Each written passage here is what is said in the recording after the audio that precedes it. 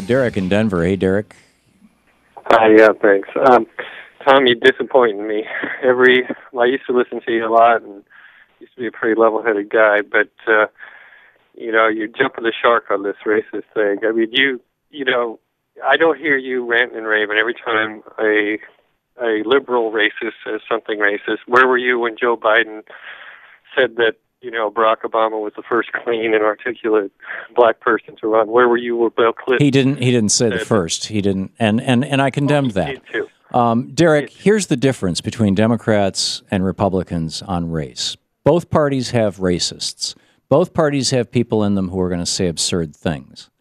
The Democratic Party has worked for the better part of 50 years to normalize race relationships and to balance the power structure between whites and blacks in the United States, with the voting rights issues, with economic issues, with equal opportunity issues, with civil rights issues. These have all been promoted by the Democratic Party, and they have all been fought tooth and nail by the Republican Party. The Republican Party has consistently done everything it can to stop those kinds of things from happening. That is absolutely false. Okay, give me one example. Give me one example of a time when the Republican Party fought for the principle of defending the powerless in the United States. Well, you just disagree with. No, give me one example. Want to do it. I just gave you 6 examples of the Democratic Party. You give me one example from the Republican Party.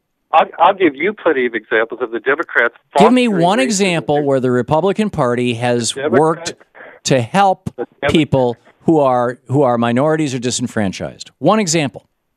Enterprise zones, school vouchers.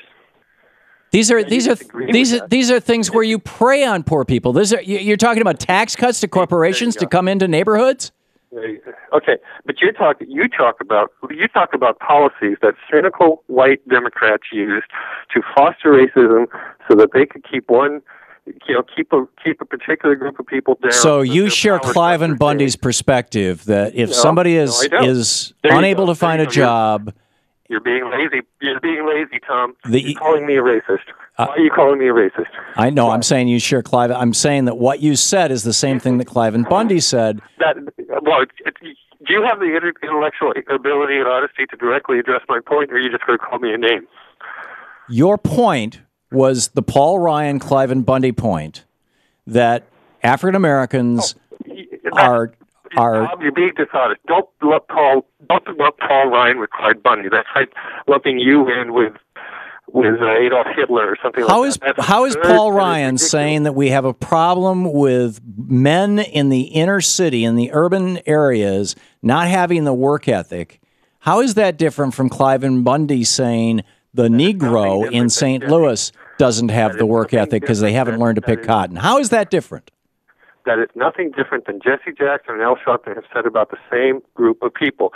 You just want to take that same statement and call your political difference, Derek, is that Cliven Bundy and Paul Ryan have never, ever in their lives fought for black people. And Jesse Jackson and Al Sharpton have spent their entire lives fighting for black people. You may not like what they have to say, but I think it's really important that we start looking at people's actions. Yes, look at their actions.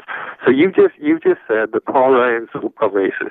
No, I said that when you said... Oh, come on. That, you know what you're doing. Yeah, no, Paul Ryan, I don't know if Paul Ryan is a racist or not. I can tell you that he's calling out to the racists. Absolutely. You know I'm calling out to the racists. You talk about dog whistles. Every time the left out and says, "Oh, you criticize Barack Obama, you must be a racist. You're against food stamps, you must be a racist. You're against welfare, you must be a racist." That is bigotry, that is intellectual laziness, and is dishonesty. Derek, you're creating a straw man. I've never said any of those things.